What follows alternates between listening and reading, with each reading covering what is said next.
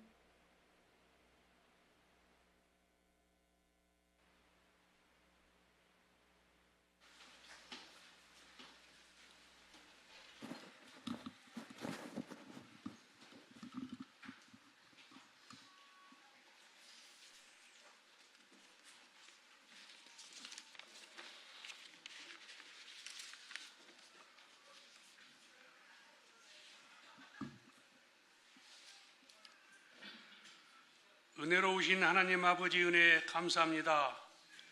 저희들을 대신하여 고난받으신 주님의 그 크신 은혜와 사랑을 저희들이 기억하며 이 시간에 예배하오니 저희의 예배를 받아 주시옵소서.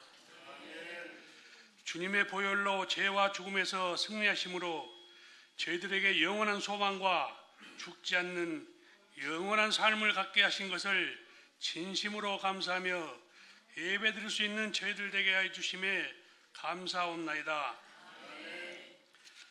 이 시간 저희들 모두가 십자가를 향한 사랑의 불타기를 원합니다.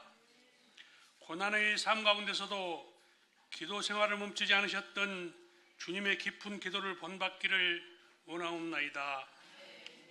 주님께서 창조하시고 저희들이 주님의 뜻에 따라 예일교회는 목욕 커피를 통하여 주님을 알지 못하는 예일교회 주변의 지역에 복음을 심고 주님의 평강이 임하도록 전도를 하기 위한 사모님과 예일교회 성도들에게 강력한 성령님의 은혜로 기도와 정성으로 섬기며 한 영혼이라도 전도하여서 주님께서 주시는 평안과 사랑이 얼마나 소중한 진리인가를 깨달아 믿도록 인도하시고 역사하여 주시옵소서.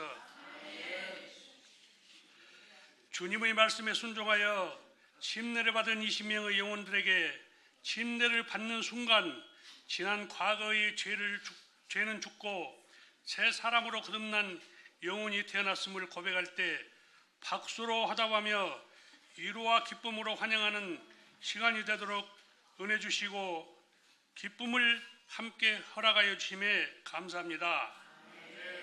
어려운 경제난으로 인하여 신앙적으로 넘어지는 성도들이 있습니다.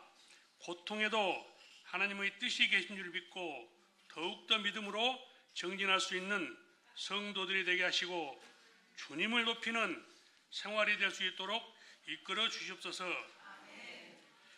기업도 단체도 가정도 서로 용서하고 화합하는 때인 줄을 압니다. 용서의 대상을 한정하지 말고 대승적인 무조건적이고 무제한적인 용서를 베푸는 기업과 정치와 가정들이 되게 하여 주시옵소서. 특별히 간구하옵기는 열악한 환경 속에서도 교사의 직분을 감당하고자 힘쓰고 애쓰는 교사들이 있나이다. 성령님께서 위로해 주시고 은혜를 더하여 주셔서 항상 기쁨이 넘쳐나는 삶이 되게 하시고 충성된 종이라고 인정하시는 축복이 있기를 원하옵나이다. 또한 전도사님들의 노고와 교사들이 한마음 한뜻이 되어 주님이 맡기신 어린 생명들을 잘 양육할 수 있게 하시고 부흥하는 주일학교가 될 수 있도록 이끌어 주시옵소서. 이 자리에 함께 머리 숙인 모든 성도들도 영적인 교육의 중요성을 깨달아서 예일교회의 어린 양들이 주님의 말씀으로 양육되어지고 성장하여 주님의 말씀 사역이나 나라를 위해 큰 가치성을 가진 훌륭한 인재가 되어 구원받지 못한 자들을 위하여 빛과 소금의 역할을 감당하는 자녀들이 넘쳐나는 밑거름의 장소가 되는 예일교회가 되도록 인도하여 주시옵소서. 주님의 백성들이 영적으로 성장해 가는 것을 최고의 기쁨과 행복으로 삼고 목향에 전념하시는 목사님을 성령님께서 늘 함께 하시고 붙들어 주시기를 원합니다. 오늘도 주님의 귀한 말씀을 선포하시기 위하여 단위에 서셨사오니 생명의 복음을 힘있게 증거하실 수 있도록 도와주시옵소서. 어렵고 힘든 생활 가운데서도 주님을 더욱 사랑하기를 원하여 몸된 교회를 위하여 애쓰는 성도들을 기억하시고 맡은 바 직책과 직분도 기쁨으로 감당할 때마다 성령님의 크신 은혜가 넘쳐나게 하시옵소서. 예배의 시종을 위하여 살아계신 예수 그리스도 이름으로 기도합니다.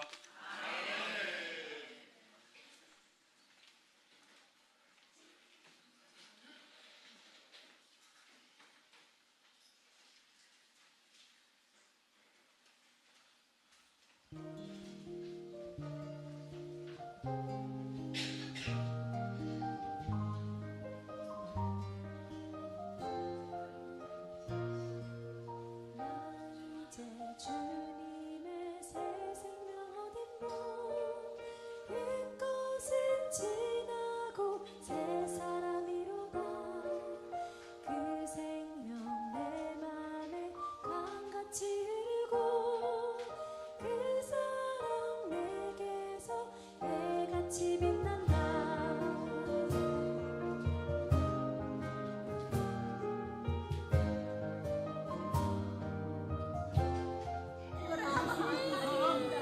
고석준 성부와 성자와 성령을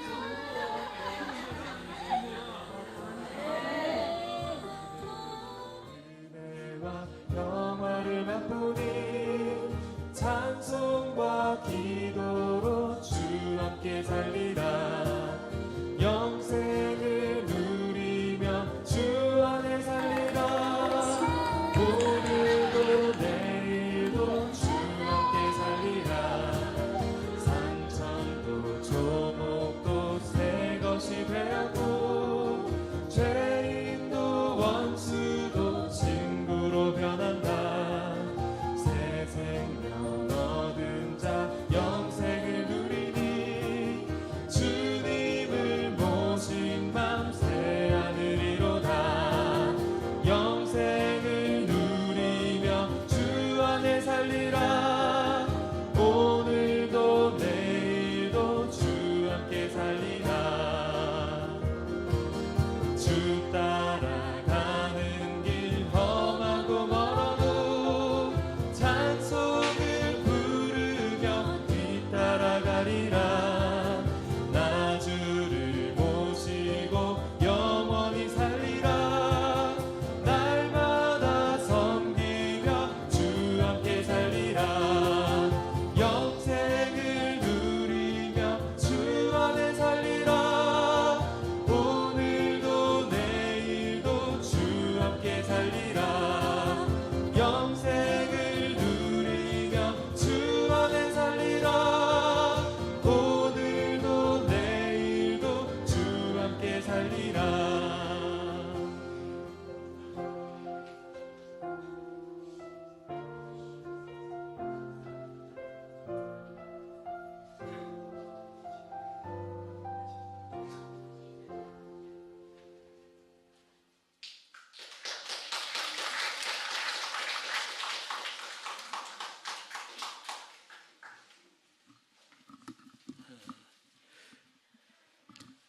참 하나님께 감사한 것은 20명의 교우들이 침례식을 경영했습니다. 믿음으로 주님 앞에 나는 예수와 함께 죽었고 예수와 함께 다시 살았다는 고백으로 하나님 앞에 드렸습니다. 침례증을 드릴 건데 순장님들 앞으로 나오시기 바랍니다. 왜냐하면 순장님들의 영향력으로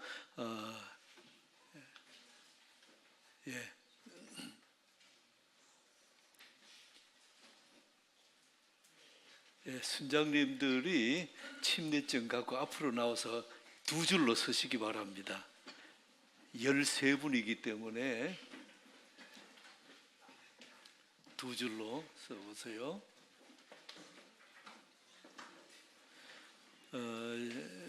중고등부의 서유정 전도사님은 진아가 수족구에 걸려서 전염이 있기 때문에 오늘 못 왔습니다.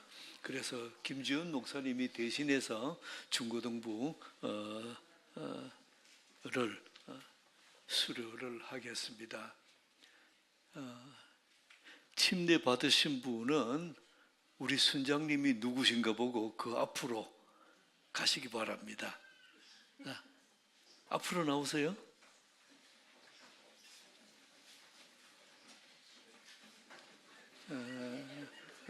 그래서 순장님에게 침례증을 받고 허깅하고 이렇게 축하를 받으시기 바랍니다. 자, 침례증 드리세요. 드리고 축하합니다.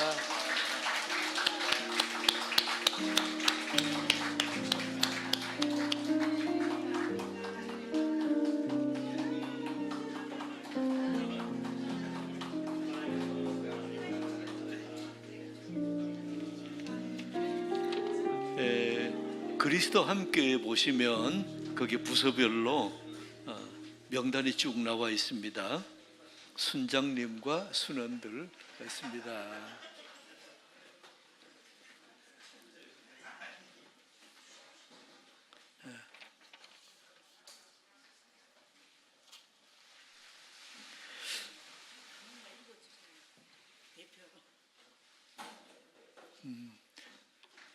정덕순, 성들 왜?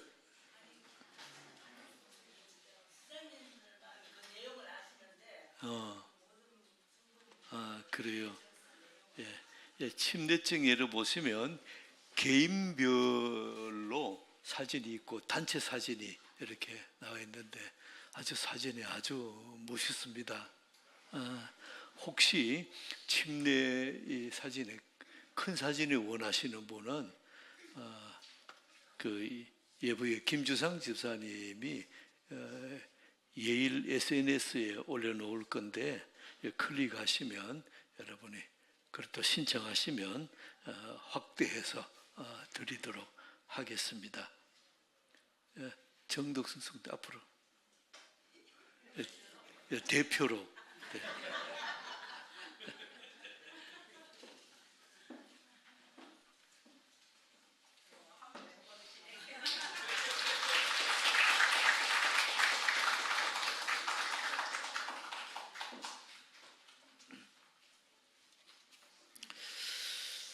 바나바 잘 하고 계시죠? 정지우 집사님, 김현주 집사님과 또 한정우 형제님, 김태영 전도사님과 성미르 형제, 방현서 형제와 홍명기 권사님, 전병숙 권사님과 바나바 마치고 나면 우리 교우들에게 정식으로 인사를 하겠습니다. 침례식의 특별히 고재혁 성도님이 드론으로 이렇게 멀리서 찍어서 더 이렇게 실감납니다. 감사드립니다. 일일이 또 이렇게 김주상 집사가 개인과 단체 사진을 찍었는데 감사드립니다. 또 여러분들이 축하해 주시고 선물도 준비하고 했는데 그때 참석해서 참 이 축제의 시간이었습니다. 네, 감사드립니다.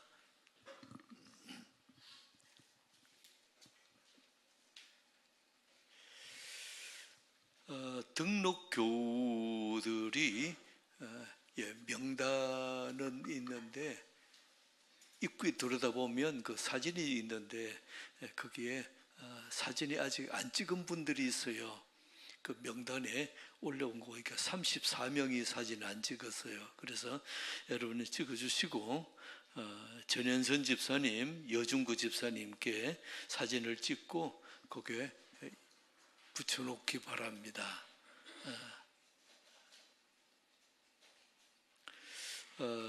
큐티책 원진희 집사님에게 구입하시기 바라고요.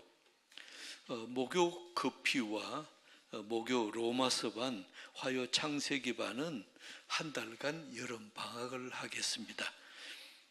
창세기반은 이번 화요일 날 하고 그 다음에 한 달 방학하도록 하겠습니다. 중고등부 수련회, 청년부 수련회가 7월 28일 마지막 주일에서 주일과 월, 화까지 2박 3일간 양양에 있는 하조대 교회에서 있겠습니다. 여기서 한 2시간 30분 거리인데 여러분이 관심을 갖고 기도해 주시고 응원해 주시기를 바랍니다. 김태형 전도사님이 수고하시겠습니다. 교우 소식에 보면 김기필 집사님이 교통사고로 차가 폐차가 됐어요. 근데 몸은 하나도 안 다치고 건강해요. 교통사고 나서 차가 이제 폐차된 그날 수요일인데 그날 수요일 날 교회 와서 찬양 인도하고 그냥 그랬어요. 너무 감사드리고요. 그리고 다리 세 차를 새로 샀는데 그 폐차는 아직 합의가 안 됐던 모양이에요. 그래서 오늘은 예배 마치고 우리 교우들이 같이 기도해 주려고 그랬는데 지금 일하는 현장에서 급한 일이 있어서 예배 마치고 바로 또 가야 된대요. 그래서 다음 주에 기도하도록 그렇게 하겠습니다. 이윤정 자매, 잠깐 일어서 보세요. 참 하나님께 감사한 것은 이윤정 자매가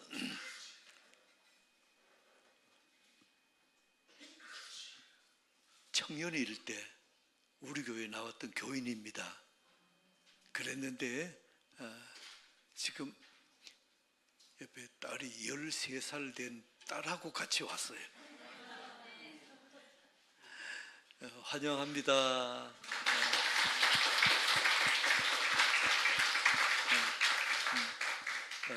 국회 속기사로 일하고 있는데 참 아주 재능이 많은 재원입니다. 여러분 식사 후에 서로 교제해 주시기를 바랍니다.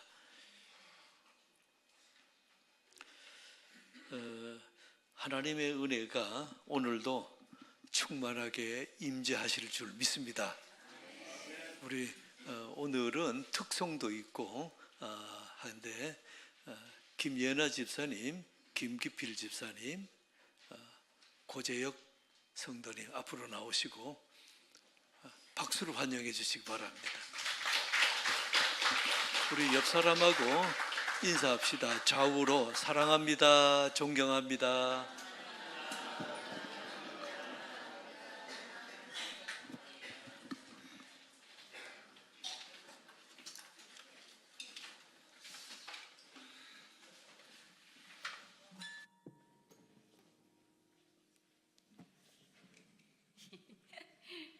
뭐 매주 제가 노래하는데 찬양하는데 또 특성이라고 하니까 새롭네요.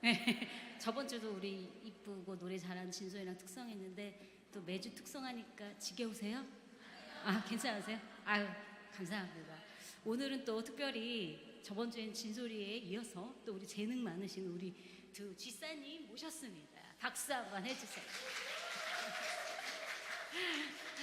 그래서 이 시간 함께 찬양해 왔는데요. 하나님께서 언제나 우리에게 새 힘을 주실 줄 믿습니다. 그런 하나님께 기쁨으로 특성 올려드립니다.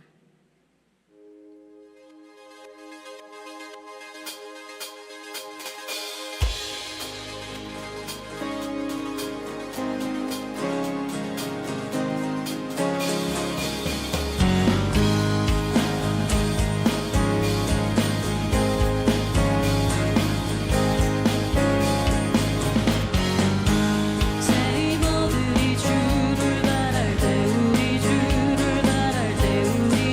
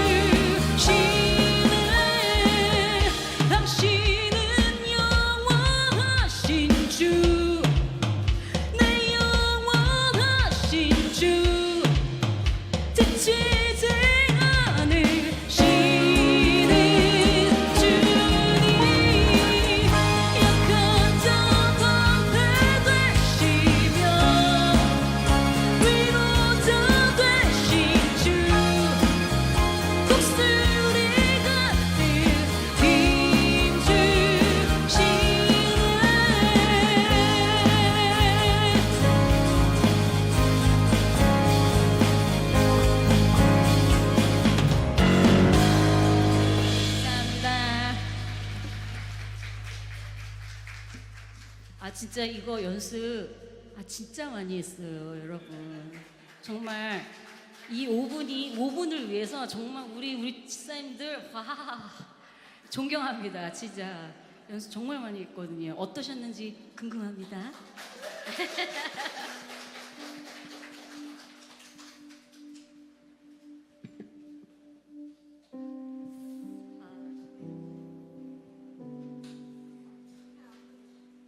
이 시간에 또 새로운 찬양을 감사합니다. 이 시간에 새로운 찬양을 배우기 원합니다. 제가 오랜만에 새로운 찬양을 가져왔어요. 근데 가사가 너무너무 좋은 거예요. 그래서 우리는 살다가 보면은 방향을 잃은 삶을 들고 예수님께 나아오십시오. 또 삶이 답답함이 있다면 주님 앞에 나아오십시오. 실패하고 넘어지는 게 절대 잘못이 아닙니다. 그렇게 그 과정을 통해서 내가 무엇을 정말 의지하고 살았는지 깨닫게 됩니다. 그러니 괜찮습니다. 다시 일어설 수 있습니다. 우리를 온전케 하시는 주님 손 붙잡고 일어나시면 됩니다. 오직 주님만을 의지하며 살아가시길 소망드립니다.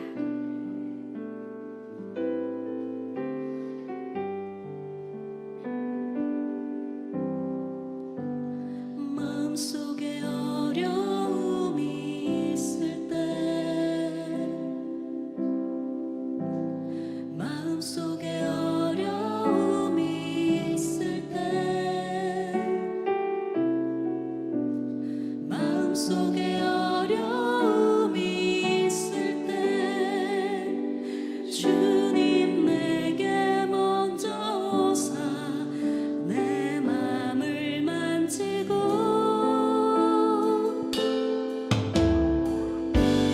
주님 앞에 나올 수 없을 때 주님 앞에 나올 수 없을 때 주님 앞에 나올 수 없을 때 주님 날 먼저 안으시네.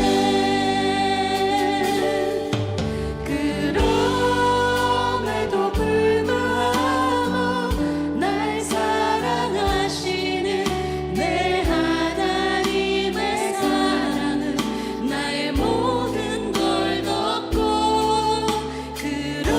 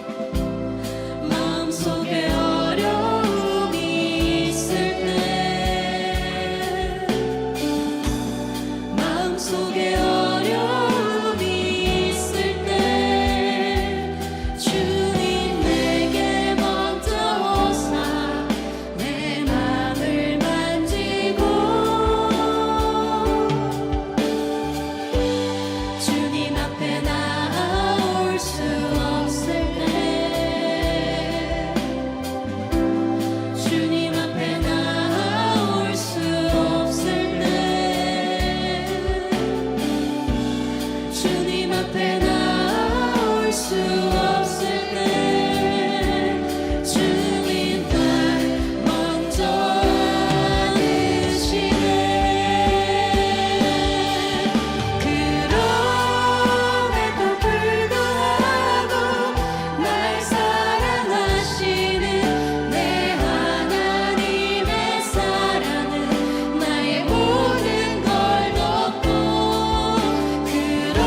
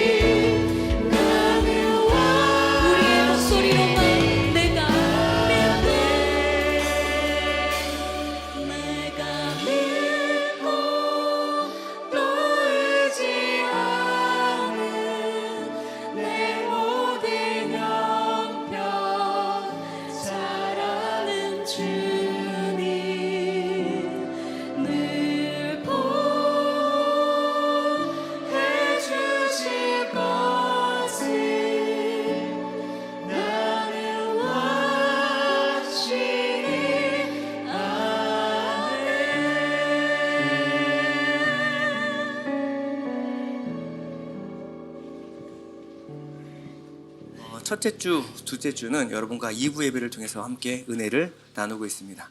우리 전 시간부터 이제 룻기 강해가 시작이 됐는데요. 전 시간 제목은요, 빵 없는 빵집이었습니다. 베들레헴은 빵집이라는 뜻의 이름을 갖고 있죠. 베들레헴에 흉년이 들었습니다.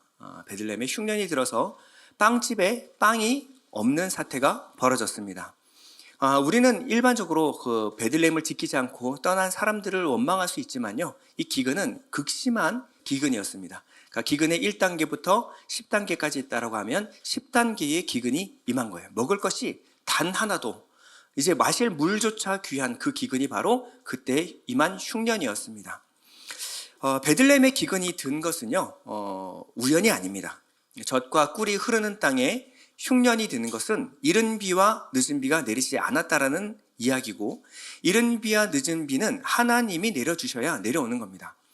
근데 하나님께서 그 이른 비와 늦은 비를 그치게 하는 것은요, 그 백성들이 하나님께 죄악을 범했고 이 죄악이 관영하고 또 하나님께 회개치 않은 이런 일들로 인해서 베들레헴에 흉년이 임하게 되는 것입니다. 그저 베들레헴을 떠나는 것이 문제가 아니고요, 그 이전에 영적으로 문제가 있음을 보아야 합니다.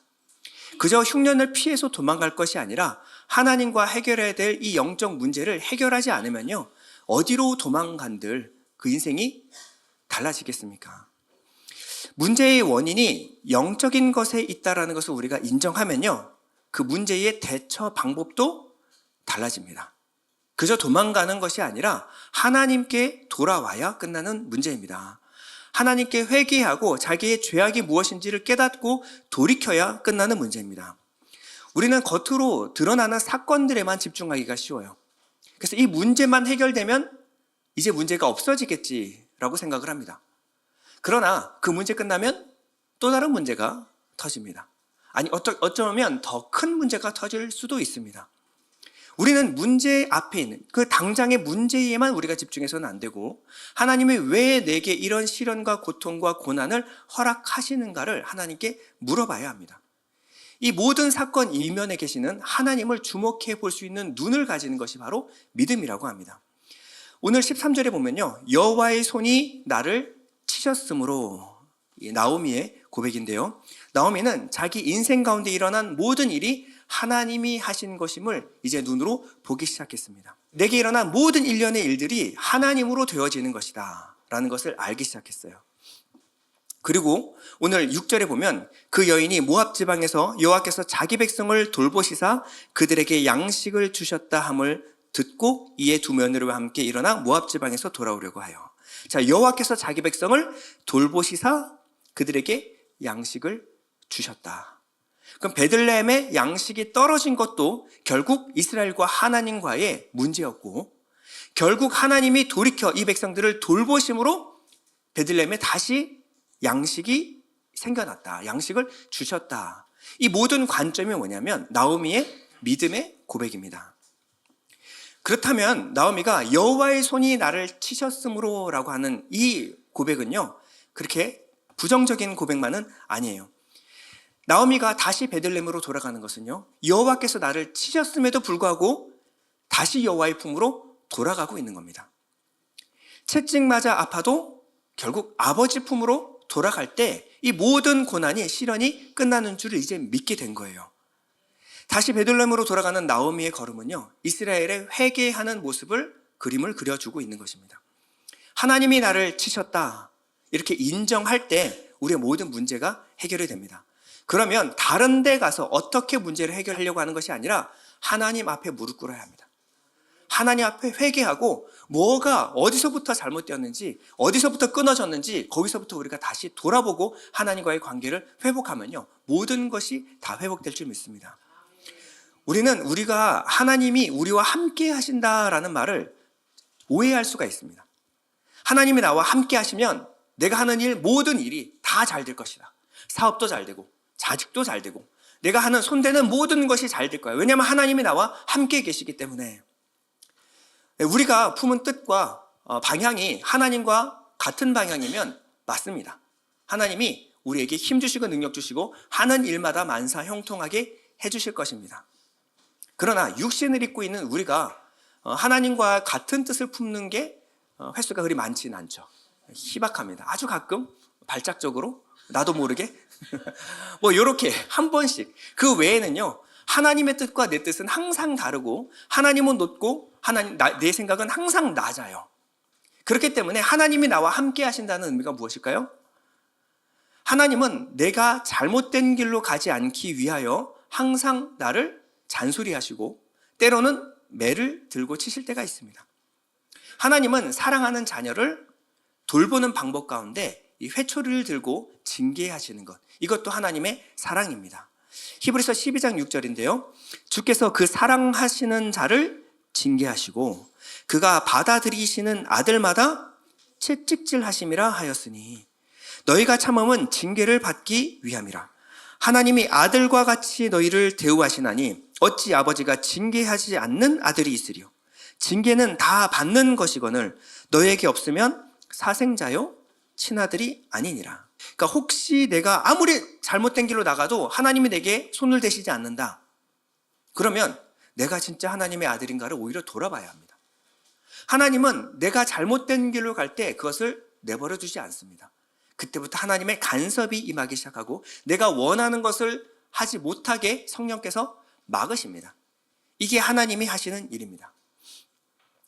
저는 우리 아들 이제 진표를 보면서 참 진표가 자라면서 예전에는 이것저것 나이에 따라서 장난감을 제가 매번 이제 바꿔주면서 사줘야 됐었습니다. 팽이도 사줘야 됐었고요, 뽀로로를 사줘야 됐을 때도 있었고, 변신 로봇가 필요할 때도 있었는데 이제 고학년으로 이제 올라가면서부터 다른 장난감이 필요가 없어져 버린 것 같아요. 스마트폰 하나만 있으면 그 어디나 하늘나라.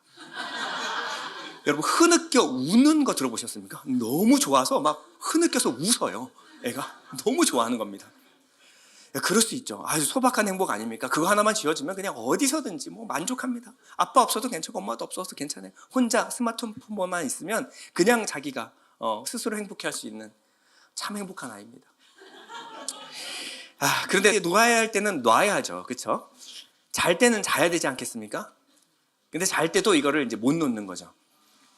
그러면 이제 엄마 아빠가 이제 징계가 들어가기 시작합니다. 자기 전에는 몸수색을 하기 시작해요. 어디 스마트폰을 숨겨놓지 않았나.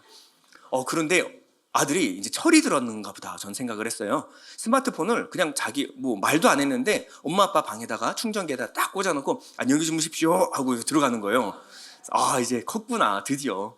그랬더니 베갯매트에서 패드가 발견되기도 하고 닌텐도가 발견되기도 하고 다른 걸로 대체해서 자기 행복을 끝까지 유지하고 있었죠. 근데 아들이 잔다 안 잔다는요, 엄마 아빠는 눈빛만 봐도 압니다. 왜냐면요, 자는지 안 자는지는요 이 아들의 숨소리만 들으면 알아요. 엄마 아빠는요 아들이 자는 숨소리, 잘 때 숨소리 있지 않습니까? 그게 부모님한테는 큰 기쁨입니다. 근데 이 아들이 안 자면요 이 숨소리가 안 들려요. 그러면 조용하죠. 그럼 안 잔다는 겁니다. 그럼 딴짓 한다는 거예요. 아들은 뭘 숨겨가지고 어떻게든 눈을 속이려고 하지만 이 부모의 귀는 항상 자녀에게 고정되어 있습니다. 그렇기 때문에 자녀의 숨소리만 들어도 부모는 이놈이 딴 생각하는구나를 알 수가 있는 거예요. 자, 하나님과 우리의 관계가 그렇습니다. 하나님은 우리의 작은 신음에도 응답하십니다. 우리가 잠자는 그 순간에도 하나님의 눈은 우리를 떠나지 않으세요. 우리의 생각하는 것, 우리의 마음에 품은 생각까지 하나님은 눈빛만 봐도 우리의 생각을 아십니다. 이게 어떨 때는 참 좋을 때가 있지만 어떨 때는 참 귀찮고 무섭기도 하고 때로는 도망가고 싶을 때도 있습니다. 저를 좀 내버려 두십시오. 하나님은 교회에서만 만나는 걸로 우리 지금 당분간 계약하면 어떻겠습니까? 세상에서는 제 마음대로 살고 교회에서는 하나님 우리 만납시다. 정말 이러고 싶을 때가 한두 번이 아닙니다. 그런데 하나님은 가는 곳마다 우리를 쫓아오시고 우리의 생각에 간섭하시고 우리의 잠자는 그 순간에도 불꽃 같은 눈으로 우리를 바라보고 계십니다. 그런데 이 하나님의 사랑과 간섭이 어떨 때는 힘들어도요, 지 멋대로 살다가 망하느니 하나님의 사랑 안에서 징계받으면서 좀 힘들어도 하나님 사랑 안에 살아가는 것이 복임을 아는 것은요, 나중에 나이가 들어서 성숙하면 그것을 알게 됩니다. 예레미야서 29장 11절은 이렇게 말합니다. 여호와의 말씀이니라 너희를 향한 나의 생각을 내가 아나니 평안이요 재앙이 아니니라. 너에게 미래와 희망을 주는 것이니라. 하나님이 우리를 치실 때는요, 당장의 내 눈앞에서는 이게 너무 괴로울 수 있지만 하나님은 그 일을 통하여 우리에게 무엇을 주고자 하느냐? 우리에게 미래와 희망을 주길 원하시는 거예요. 당장 좋아 보여도 넓은 길 같고 남들 다 가는 길이라고 할지라도 그 길 끝이 망하는 길이면 하나님은 회초리를 대서라도 우리를 막으십니다. 회초리 이러면 맞으면요, 부모님은 말하죠. 사랑의 매, 사랑의 매라 그래요. 그러나 회초리 맞으면 사랑의 매도 아픕니다. 사랑의 매도 고통스러워요. 매 갖고 와 그러면요 심장이 벌렁벌렁거립니다. 몇 대 맞을래? 무조건 한 대죠. 절대 한 대 때리시는 법이 없습니다. 예. 제 마음을 너무 잘 아시니까요. 예. 맞으면요 너무 고통스러워요. 그리고요 매 맞고 나서 누워서 잠자려고 하면요 잠이 안 옵니다. 서러워요. 섭섭하고 그렇게 억울할 수가 없습니다. 할 말이 너무 많은데 그때는 말 못한 말을 베갯에다가 그냥 말하는 거죠. 막 그때는 내가 그러려고 그러는 게 아니었는데. 그러다 울다 지쳐 잠든 경우가 얼마나 많습니까? 이 나오미가 말합니다. 하나님이 나를 치셨다. 이 나오미의 고백 속에는요 하나님에 대한 섭섭한 마음 그리고 원망하는 마음도 같이 들어가 있습니다. 이것이 굉장히 건강하고 긍정적인 반응입니다. 하나님이 나를 치셨다. 때로는 하나님이 나를 대적하시는 것 같은 느낌이 들고요. 하나님이 내 인생을 막으시는 것 같은 기분이 들 때가 있습니다. 그럴 때는요, 하나님 앞에 나와서 여러분들의 마음을 솔직하게 심정을 토로하십시오. 하나님께 힘들면 하나님 너무 힘듭니다. 하나님께 아프면 하나님 지금은 너무 아픕니다. 견디기 힘듭니다. 여러분 울고 싶으면 하나님 앞에 나와 우십시오. 여러분들의 감정을 솔직하게 하나님께 말씀하십시오. 때로는 교회를 다니다가 어려운 시련이 당했을 때 교회를 떠나버리시는 분이 계십니다. 하나님과의 관계를 이제 끊어버리는 거예요. 더 이상 하나님과 거래할 것이 없습니다. 그냥 하나님께 원망할 것도 이제 남지 않았습니다 하고 교회를 떠나버리시는 분이 있습니다. 이것은 굉장히 위험한 행동입니다. 여러분 원망하고 울부짖더라도 하나님 앞에서 울어야 대안이 생깁니다. 희망이 생깁니다. 하나님은 여러분들의 섭섭한 마음을 하나님께 아뢰는 것을 원하십니다. 그때 하나님의 아픈 마음과 여러분들의 아픈 마음이 만났을 때 하나님의 그 사랑을 깨닫기 시작합니다. 어떤 분은요, 제가 가끔 와서 이런 이야기를 하십니다. 하나님은 제가 아무리 기도해도 제 기도에 응답하지 않는 것 같습니다. 제 기도를 듣지 않는 것 같아요. 근데 그분을 보면요, 막상 기도하는 자리에 빠짐없이 앉아서 계속 기도하십니다. 아니, 기도 응답 안 하시는 것 같다면서. 그런데 그분은 끊임없이 나와서 끊임없이 또 기도해요. 왜 그럴까요? 하나님을 믿기 때문에 그렇습니다. 하나님은 절대 나를 포기하지 않는다. 그럼에도 불구하고 하나님은 나를 절대 거절하지 않으실 것이다. 지금은 하나님께 매맞고 아파도 결국 언젠가 하나님이 내 눈물 닦아주실 것이다. 이러한 하나님에 대한 신뢰와 믿음이 있기 때문에, 그런 경험이 있기 때문에 하나님께 투정 부리는 거예요. 여러분 울어도 하나님 앞에 나와서 우십시오. 원망하든 불평하든 따지든 괜찮습니다.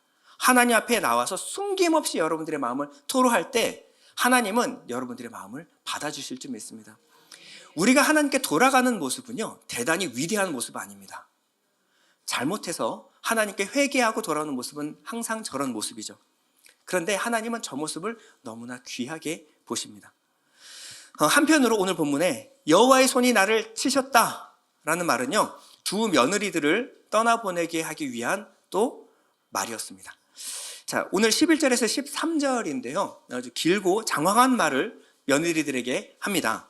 표준 세번역으로 제가 읽어드리겠습니다. 돌아가다오 내 딸들아, 어찌하여 나와 함께 가려고 하느냐? 아직 내 뱃속에 아들들이 들어있어서 그것들이 너희 남편이라도 될 수 있다는 말이냐? 돌아가다오 내 딸들아, 제발 돌아가거라. 재혼을 하기에는 내가 너무 늦었다. 설령 나에게 어떤 희망이 있다거나 오늘 밤 내가 남편을 맞아들여 아들들을 낳게 된다거나 하더라도 너희가 그것들이 클 때까지 기다릴 셈이냐? 그때까지도 재혼도 하지 않고 홀로들 지내겠다는 말이냐? 아서라 딸들아, 너희들 처지를 생각하니 내 마음이 너무 괴롭구나. 주께서 손으로 나를 치신 것이 분명하다. 자, 이렇게 길고 장황하게 얘기하는 것은요, 중간중간에 며느리들이 나오미의 말을, 시어머니의 말을 듣지 않기 때문에 그렇습니다. 돌아가다오 내 딸들아, 어찌하여 나와 함께 가느냐? 그런데 아닙니다 어머니, 저는 어머니와 함께 남겠습니다. 돌아가다오 내 딸들아, 제발 돌아가거라. 아닙니다 어머님, 저는 어머니 옆에 남겠습니다. 아서라, 아서라 내 딸들아, 너희들 처지를 생각하니 내 마음이 너무나 괴롭구나. 그리고 맨 마지막에 결국 이 정을 떼기 위해서 뱉은 말이 뭐냐면, 주께서 손으로 나를 치신 것이 분명하다. 이 나오미가 설명하고 있는 이 아픈 마음에는요, 이 당시 풍습이 고스란히 담겨 있습니다. 당시 이스라엘은요, 이 아들 없이 일찍이 남편을 여인 이 죽은 과부, 남편이 죽은 과부를 위해서 이 죽은 남편의 형제들 혹은 친족이 그와 함께 아내로 맞이해서 결혼을 해야 되는 풍습이 있습니다. 왜냐하면 그 과부가 된 그 아내에게 다시 아들을 주어서 대를 잇게 만드는 것입니다.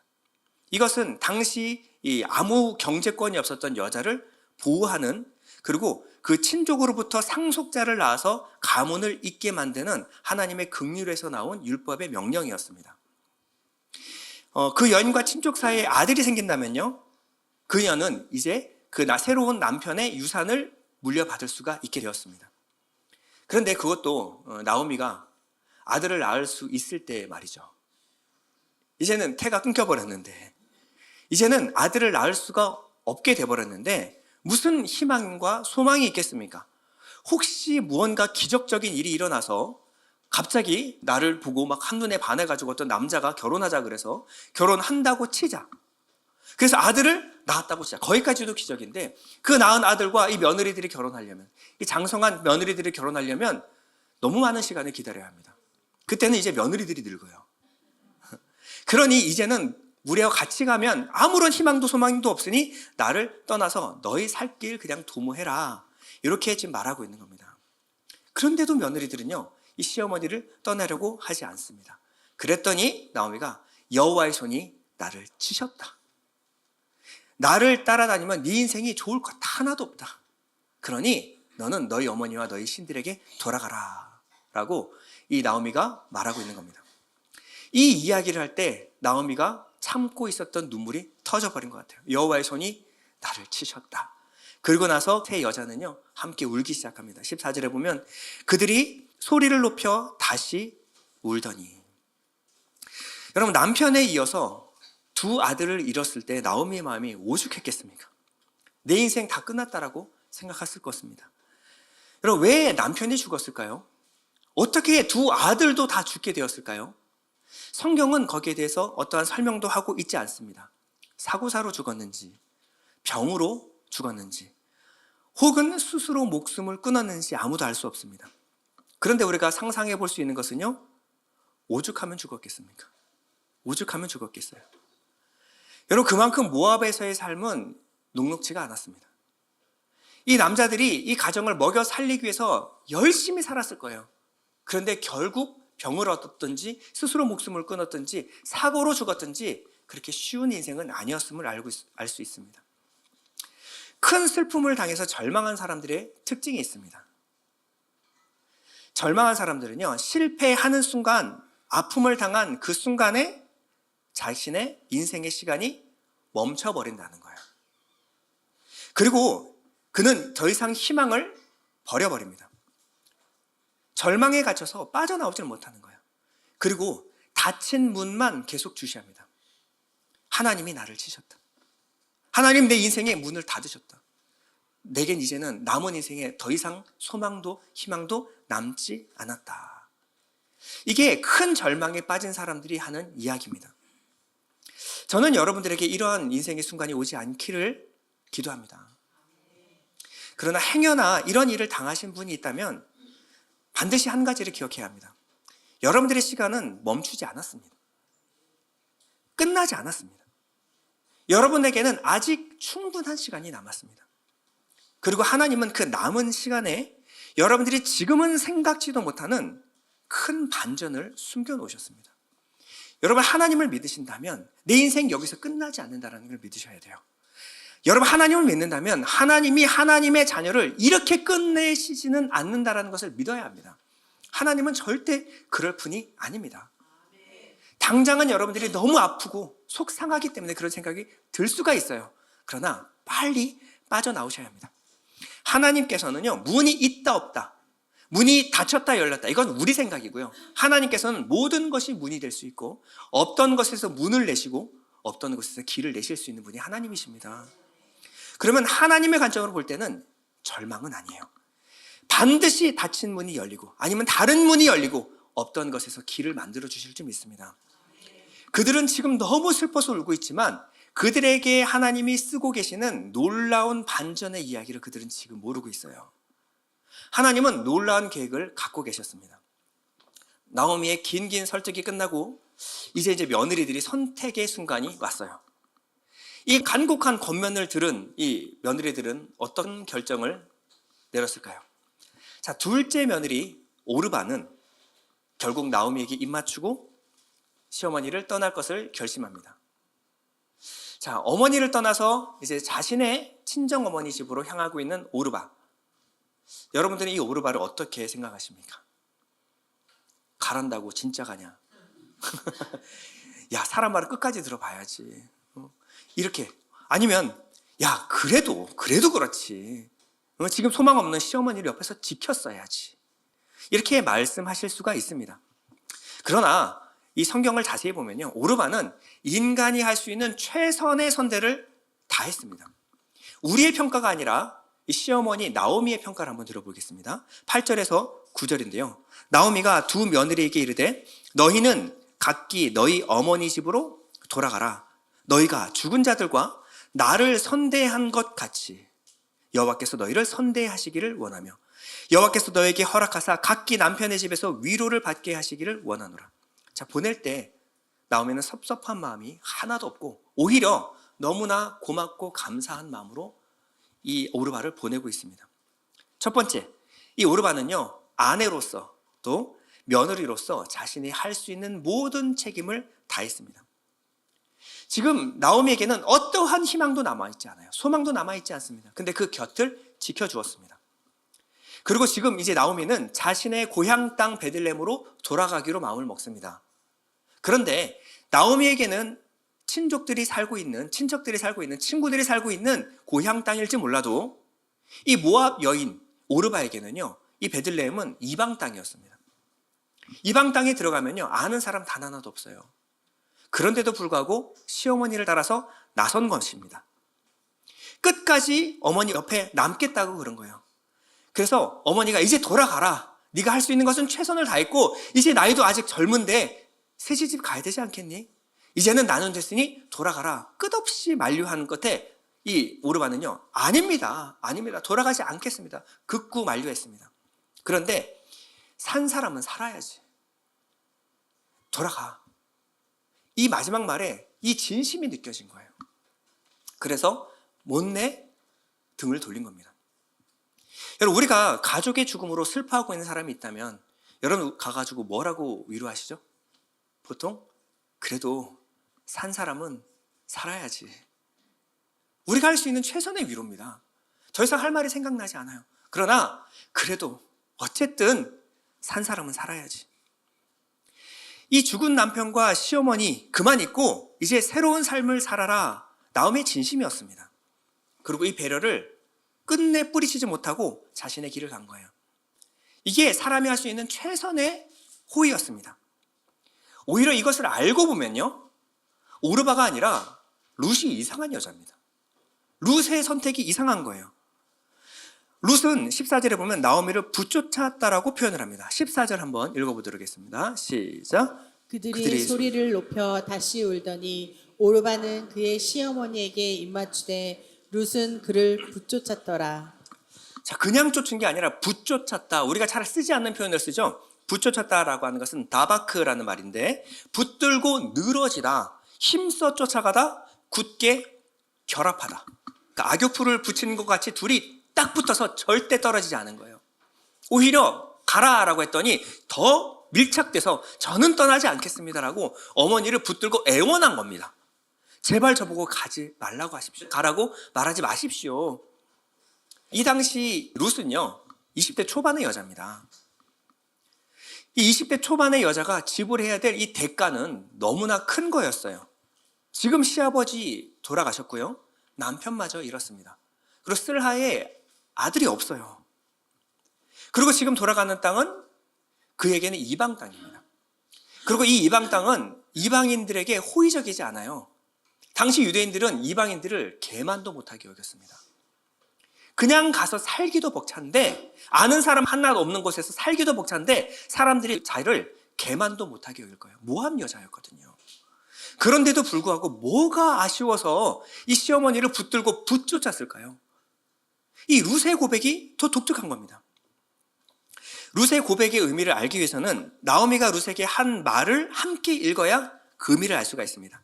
자, 15절에 나오미가 뭐라고 말하냐면요. 나오미가 또 이르되 보라 내 동서는 그의 백성과 그의 신들에게로 돌아가나니 너도 너의 동서를 따라 돌아가라 하니. 자, 누구에게 돌아가냐면 그의 백성과 그의 신들에게 돌아갔다. 그랬더니 룻이 이렇게 16절에 이어서 말합니다. 룻이 이르되 내게 어머니를 떠나며 어머니를 따르지 말고 돌아가라 강권하지 마옵소서. 어머니께서 가시는 곳에 나도 가고 어머니께서 머무시는 곳에서 나도 머물겠나이다. 그리고 어머니의 백성이 나의 백성이 되고 어머니의 하나님이 나의 하나님이 되시리니. 어머니를 쫓아가는 이유가 뭐예요? 어머니의 백성이 내 백성이 되고 어머니의 하나님이 내 하나님이 되시리니. 오르반은 그의 백성과 그의 신들에게, 그모스 신에게 돌아갔어요. 근데 룻은요, 자신은 이제 그모스 신에게 돌아갈 수가 없습니다. 저는 어머니의 하나님을 믿습니다. 어머니의 백성이 내 백성이 되고 어머니의 하나님이 내 하나님이 되실 것입니다. 나오미는 지금 극구 만류하고 있지만 룻은요 나오미를 쫓겠다라는 것이 아니라 나오미가 믿고 있는 하나님과 나오미의 백성에게 돌아가겠다라는 겁니다. 룻이 돌아가는 이 모압 땅에는 하나님을 예배하고 섬길 수가 없어요. 유일한 가족이 바로 나오미의 가족이었습니다. 그런데 이제 돌아가면요 이제 하나님을 예배하고 섬기고 알 수 있는 방법이 없어요. 저는 어머니를 끝까지 쫓아가서 어머니의 백성이 되고 어머니의 하나님을 예배하고 섬기겠습니다. 그래서 17절에 보면요 어머니께서 죽으시는 곳에서 나도 죽어 거기 묻힐 것이라. 만일 내가 죽는 일 위에 어머니를 떠나면 여호와께서 내게 벌을 내리시고 더 내리시기를 원하나이다 하는지라. 그냥 시어머니를 따르는 것이 아니야. 시어머니가 거기서 죽으면요 돌아와야죠. 근데 시어머니가 죽어도 내가 그 땅에 묻히겠습니다. 룻은 하나님과 하나님의 백성들을 섬기기로 마음을 먹었어요. 자, 그런데 이 부분은 더 이상합니다. 자, 나오미는 시어머니는 내게 선대해주고 잘해준 어머니일 수도 있어요. 세상에 이런 시어머니를 어디서 만나겠는가. 정이 많이 들었을 수도 있습니다. 그래서 어머니를 쫓아간다는 것은 일말에 이해가 가는데 지금 룻은 하나님을 쫓겠다라고 지금 말하고 있어요. 근데 룻이 지금 알고 있는 하나님은 어떤 하나님입니까? 하나님은 아픔만 줬어요. 지금 룻이 알고 있는 하나님은 자기에게 어떠한 복도, 형편을 낮게 하기도 하나도. 하나님은 내게 아픔만 준 분입니다. 시아버지 데려갔고요. 남편 죽었습니다. 아들도 하나도 없어요. 근데 그 하나님이 뭐가 좋다고 하나님을 끝까지 붙쫓았을까요? 자, 오늘 6절에 그 힌트가 있습니다. 그 여인이 모압 지방에서 무엇을 들었냐면 여호와께서 자기 백성을 돌보시사 그들에게 양식을 주셨다함을 듣고. 자, 룻이 알았던 하나님은요 때리기도 하지만 결국에는 다시 하나님의 백성을 돌보시고 위로해 주시는 분이심을 알았어요. 룻의 중심에는 하나님에 대한 믿음이 있었는데 어떤 믿음이 있었어요? 하나님은 당신의 백성을 여기서 이렇게 끝나게 하실 분이 아니십니다. 때로는 때리시고 때로는 징계하시지만 그 마음을 돌이켜 또다시 백성들에게 양식을 주시는 하나님. 하나님은 반드시 우리를 회복시켜 주실 것입니다. 하나님은 룻을 통해서 나오미를 붙들고 계세요. 나오미는 이제 끝났다. 내게는 아무런 소망이 남지 않았다. 룻은 뭐라고 말하고 있습니까? 하나님은 우리 시어머니를 여기서 이렇게 끝나게 하실 분이 아닙니다. 그리고 이 말을 할 때 룻의 마음에 확신이 들었을 거예요. 사실은 하나님이 이 룻의 마음을 붙들고 계시는 거예요. 그리고 이 룻의 고백을 시작으로 나오미와 룻의 인생은 역전이 시작이 됩니다. 룻의 고백으로 시작하여서 이스라엘의 역사가 뒤바뀌기 시작해요. 룻의 고백을 시작으로 이 구속사의 물줄기가 전환점이 일어나기 시작해요. 하나님은 룻의 고백을 받으시고 새로운 역사를 기록하기 시작하십니다. 전설적인 야구 선수이자 감독인 요기 베라라는 선수가 이런 말을 했습니다. It ain't over till it's over. 끝날 때까지 끝나는 것이 아니다. 그리스도인들은요, 너무 쉽게 근거 없이 낙관해서도 안 되지만 너무 성급하게 비관해서도 안 됩니다. 안 될 일은 하나님이 막으실 겁니다. 우리가 안 된다, 된다 말할 필요가 없어요. 결론은 하나님께 있는 겁니다. 우리의 끝이 하나님에게서는 시작이 될 수도 있습니다. 시작도 끝도 하나님만 알 수 있습니다. 하나님이 아직이라고 말했는데 우리가 끝이라고 말하면 안 됩니다. 하나님은 우리에게 그 끝나는 시점에서 하나님의 계획이 있으신 거예요. 에스겔 37장에 보면요, 에스겔이 마른 뼈 환상을 보게 됩니다. 하나님이 마른 뼈가 있는 골짜기로 에스겔을 될 거예요. 그곳에는 진짜 썩어서 살이 아예 사라진, 이제 먼지가 덮인 해골밖에 남지 않았습니다. 여러분, 이 시신이 원래 죽으면요, 누가 와서 묻어주고 돌봐줍니다. 근데 이렇게 떼죽음을 당했는데 그 누구도 와서 묻어주지 않은 거예요. 그래서 생채로 그 안에서 썩어버리고 이제는 뼈만 남았습니다. 여기에 무슨 소망이 있습니까? 무슨 희망이 있죠? 근데 하나님이 에스겔에게 물어봅니다. 인자야, 이 뼈들이 능히 살 수 있겠는가? 여러분, 뭐라고 대답하시겠어요? 여러분, 마르다가 오빠 나사로가 죽었을 때 뭐라 그랬죠? 예수님이 도착하셨어요. 예수님이 오셨습니다. 근데 뭐라 그래요? 무덤 문을 열어라 그랬을 때 죽은 지 나흘이나 돼서 썩은 냄새가 납니다. 뭐라고 하는 거예요? 주님, 그렇게 하지 마십시오. 죽어서 썩은 냄새가 납니다. 거긴 주님이 아니라 예수님 할아버지가 가도 안 돼요. 아무 희망이 없습니다. 죽기 전에 오셨어야죠. 근데 에스겔은 뭘 봤어요? 떼죽음을 봤습니다. 그냥 떼죽음이에요? 죽고 오래되어서 살점 하나 남지 않은 마른 뼈를 봤어요. 하나님 뭐라고 물어보십니까? 능히 이 뼈들이 살 수 있겠는가? No.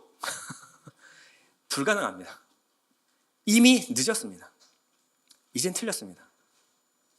도저히 불가능합니다. 이거는 할 수 없는 일입니다.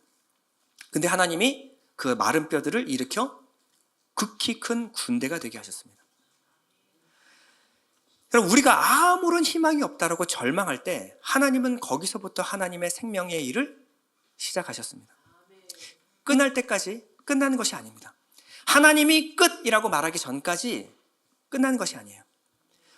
모두가 끝났다라고 말하는 그 순간에 하나님은 이제 시작이라고 말하시는 거예요. 여러분들은 이 하나님을 볼 수 있어야 합니다.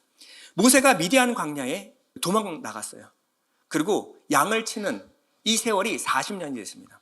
이제 모세의 나이는 80세 노인이 되었어요. 이제 나한테 남은 인생에는 아무런 희망도 없다. 그래서 어떻게 해요? 이제 양이나 치다 끝나는 것이 내 인생인가 보다. 근데 불타는 떨기나무로 하나님께서 모세를 찾아오셨습니다. 하나님 뭐라고 말씀하셨을까요? 고생 많았다.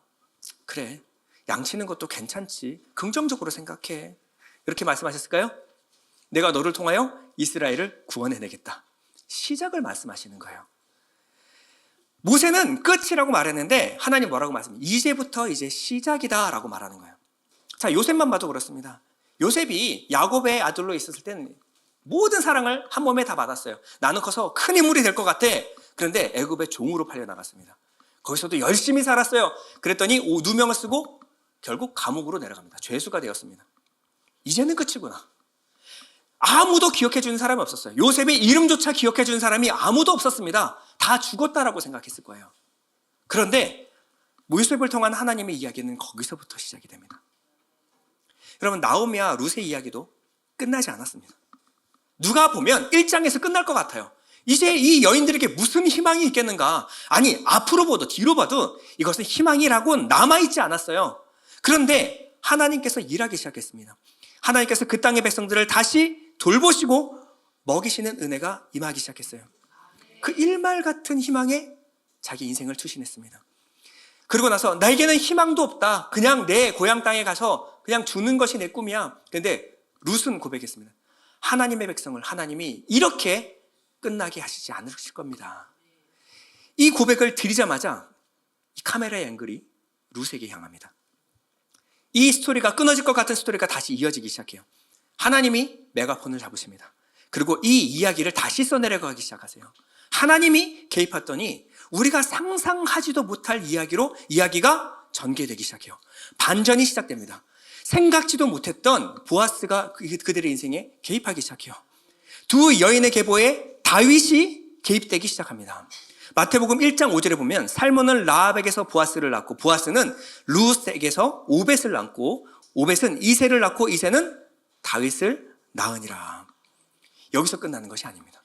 그리고 신약으로 계속 이어져서 예수 그리스도의 가문에 이들이 들어가요. 밑에 보면 16절에 보면 야곱은 마리아의 남편 요셉을 낳았으니 마리아에게서 그리스도라는 예수가 나시니라. 예수님의 계보에 이방 여인, 모압 여자인 룻이 이름이 들어가는 거예요. 다 끝났다고 생각했습니다. 인생에 어떤 소망도 남지 않았다고 생각했어요. 근데 하나님이 시작하셨더니, 하나님이 다시 스토리를 쓰기 시작했더니 우리가 상상하지도 못한, 우리의 노력으로는 불가능한 일들이 벌어지기 시작했다는 거예요. 룻은요, 인간이 할 수 있는 전혀 상식에서 벗어난 선택을 했고 고백을 했습니다. 여러분, 인간이 할 수 있는 최선의 선택은 뭐였을까요? 오르바였어요. 어머니를 최선을 다해서 섬긴 겁니다. 인간이 베풀 수 있는 최선의 선대를 다 베풀었어요. 거기까지. 사람이 할 수 있는 최선은 거기까지입니다. 그런데 룻은요, 룻에게 하나님이 믿음을 불어 넣었더니 하나님에 대한 눈이 열어지기 시작했습니다. 하나님은 당신의 백성을 여기서 이렇게 끝내지 않으실 것입니다. 그 이후부터 룻은 고집을 꺾지를 않습니다. 누가 만류해도 절대 말릴 수 없었어요. 이 스토리를 통해서 하나님은 우리에게 무엇을 보여주길 원하시는 걸까요? 룻의 고백과 행동이 누구를 닮아 있을까요? 룻의 행동은요, 우리 인간의 사랑이 아닙니다. 하나님의 사랑 헤세드의 그림자를 보여주고 있는 거예요. 자, 헤세드가 뭘까요? 헤세드는요, 강한 자가 약한 자와 결합하여 하나가 되어 약한 자를 그 약한 자리에서 다시 이렇게 세우는 것. 산자가 죽은 자와 결합하여 죽은 자를 다시 살리는 사랑. 이 사랑이 누구에게서 나타났죠? 예수 그리스도의 모형으로 보여주고 있는 거예요.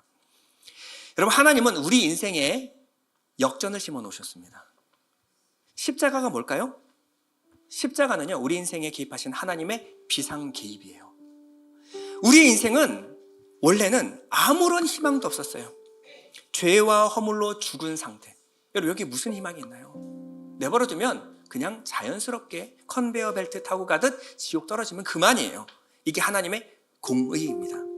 그런데 한 점 소망도 없이 살아갈 우리에게 예수 그리스도가 찾아오셨습니다. 하나님이 그 아들을 보내요. 그 아들의 생명을 우리 심장에 새겨 넣어버리신 거예요. 그러니 우리 안에 심겨진 생명은 죽어도 다시 사는 생명을 우리에게 허락하셨습니다. 십자가는 끝일 수밖에 없는 그 지점에서 우리를 다시 시작하게 하신 하나님의 구속, 고엘의 이야기입니다. 그러므로 룻의 이야기는 제 이야기고 나오미의 이야기는 우리 모두의 이야기입니다.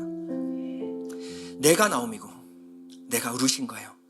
우리 이전의 상태는 아무 소망도 없었고 나아가서 소망 없는 줄도 몰랐어요. 아니, 이 모든 문제가 영적인 것에서부터 시작된다는 그 자체를 모르고 있는 아주 칠흑 같은 어둠 가운데 살아오고 있었던 우리였습니다. 그런데 주님이 찾아오셔서 온몸으로 나를 끌어안으셨습니다. 그리고 말씀하십니다. 나는 너를 절대 포기하지 않겠다. 여러분, 이 예수님의 고백은 얼마나 바보 같습니까? 주님은 안 그러셔도 돼요. 하늘 영광 다 버리고 내게 오실 그런 분이 아닙니다. 근데 주님 오셔서 나는 너를 절대 놓지 않겠다. 남들이 보기에는 끝날 것 같은 우리 인생이었어요. 그런데 우리들의 이야기가 끝나지 않는 이유가 무엇입니까? 우리 인생 가운데 예수께서 찾아오셨기 때문에 그렇습니다. 끝날 것 같은 그곳에서 예수님하고 연결되면요, 그때부터 여러분들의 이야기는 새롭게 쓰여지기 시작합니다. 여기가 벼랑 끝이구나. 그런데 거기서 하나님 만나면요, 내 인생 스토리가 다시 쓰여지기 시작해요. 내 인생의 역전이 시작이 됩니다. 십자가에서 죽은 것 같은 그분이 다시 살아나셨습니다. 그것이 우리에게 쓰여진 스토리예요. 역전의 주인공이신 예수 그리스도가 내 심장 가운데 새겨졌습니다. 우리 인생의 역전을 일으키실 준비가 되어 계신 거예요. 하나님의 사랑이 절대 어떤 것도 끊을 수 없는 그 하나님의 사랑이 우리 가운데 심어졌습니다. 그 증거가 우리 안에 남아 있습니다. 그럼 인생의 절체절명의 위기 순간에 여러분은 무엇을 붙드시겠습니까? 여러분, 하나님 붙드십시오. 하나님 붙들면 인생의 역전이 일어납니다. 결론입니다. 룻은 자신이 믿는 하나님을 붙들었습니다. 거기에 자기의 인생을 걸었어요. 그리고 이 선택을 절대 후회하지 않겠다, 포기하지 않겠다라고 말했습니다. 룻의 고백을 한번 다시 읽어볼까요? 어머니께서 가시는 곳에 나도 가고 어머니께서 머무시는 곳에서 나도 머물겠나이다. 자, 이 고백을 바꿔서 한번 말해볼까요? 하나님이 가시는 곳에 나도 가겠습니다. 하나님이 머무시는 곳에 나도 머물겠습니다. 우리 주님의 백성, 예수 그리스도의 백성, 이 교회가 내 백성, 내 가족이 되고, 어머니의 하나님, 예수 그리스도의 하나님이 이제 내 하나님, 내 아버지가 되시리니, 예수께서 죽으시는 곳에 내가 죽고 예수께서 부활하시는 곳에 내가 다시 살아날 것입니다. 여러분, 우리가 이 고백을 드리는 거예요. 우리의 고백은요, 절대 쉬운 고백이 아닙니다. 그런데 우리 안에 그 믿음을 심어 놓으신 거예요. 뭐 하시겠다라는 겁니까? 내 인생을 다시 역전시키겠다라는 겁니다. 내 인간이 할 수 있는 갈 수 있는 거리, 그 이상의 거리를 하나님께서 인도하시겠다라는 거예요. 여러분, 울더라도 하나님의 사랑을 붙들고 오십시오. 채찍 맞아 아파도 하나님 앞에서 오십시오. 하나님은 절대 여러분 포기하지 않습니다. 하나님은 절대 여러분 거절하지 않습니다. 하나님은 나를 절대 이렇게 여기서 끝내실 분이 아닙니다. 하나님은 여러분들을 절대 이렇게 여기서 끝내실 분이 아니라는 거예요. 그러니 여러분, 기도를 멈추지 마십시오. 하나님이 일으켜주실 반전을 기대하십시오. 예레미야 33장 2절에서 3절인데요, 이를 행하시는 여호와, 그것을 만들어 성취하시는 여호와, 그 이름을 여호와라 하는 이가 이와 같이 이르시도다. 너는 내게 부르짖으라. 내가 응답하겠고 내가 알지 못하는 크고 비밀한 일을 내게 보이리라. 우리가 상상하지도 못할 그 반전을 기다리고 있다는 거예요. 저는 예전에 그 최영주 장로님께서 찬양 인도해 주실 때 소개해 주신 곡이 자꾸 마음속에 돌았어요. 그래서 이 찬양을 부르면서 같이 은혜를 좀 나누고 싶다라는 생각이 다시 들었습니다. 한번 앞에 찬양단 앞으로 나와주시고요. 가사가 이렇습니다. 기도를 멈추지 마라. 눈앞의 상황이 마음을 눌러도 원망치 마라. 너의 입을 지켜라. 마음을 뺏기지 마라. 내가 널 도우지 않는다는 소리에 너의 모든 게 불리해도 너는 기도를 계속하라. 내가 너의 모든 상황을 바로 역전시키리니 너 기도를 멈추지 마라. 내가 잠시도 쉬지 않고 모든 걸 지켜보고 있으니 바로 역전되리. 우리 찬양하겠습니다.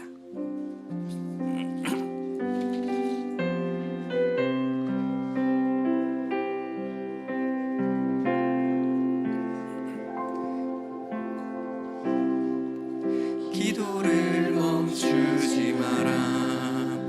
눈앞의 상황이 마음을 눌러도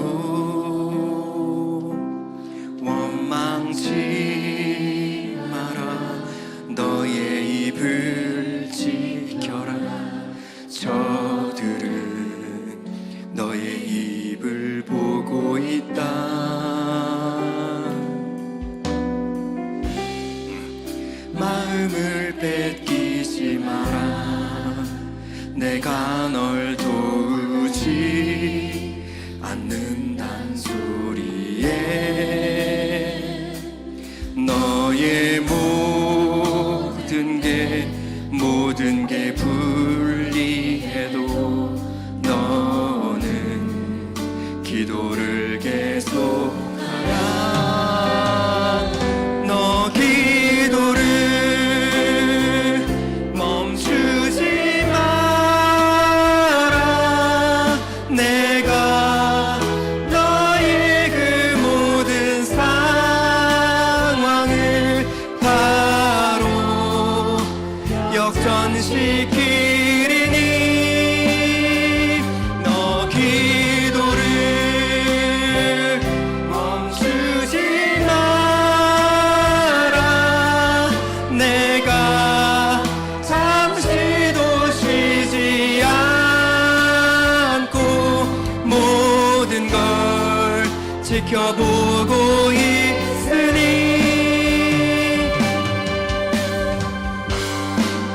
바로 역전되리라. 아멘. 한 번 더 찬양하겠습니다. 기도를 멈추지 마라.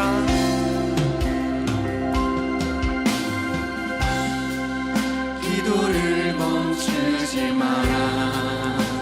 눈앞의 상황이 마음을 눌러도 원망치 마라. 너의 입을 지켜라. 저들은 너의 입을 보고 있다.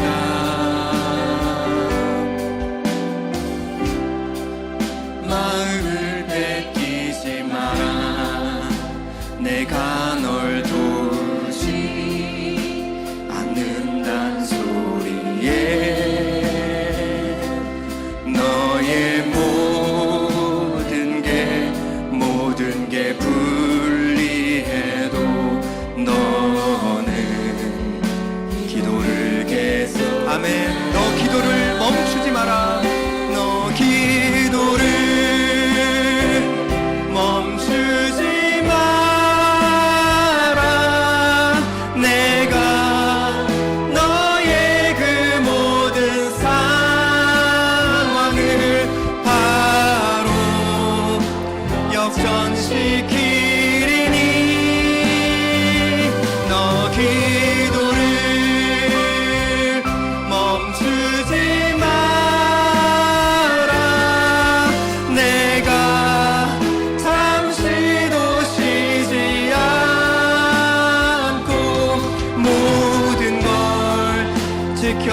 아멘. 너 기도를 멈추지 마라. 너 기도를 멈추지 마라. 내가 너의 그 모든 상황을 바로 역전시키. 아멘. 너 기도를 멈추지 마라. 기도를 멈추지 마라. 내가 잠시도 쉬지 않고 모든 걸 지켜보고 있으니 바로 역전되리라. 바로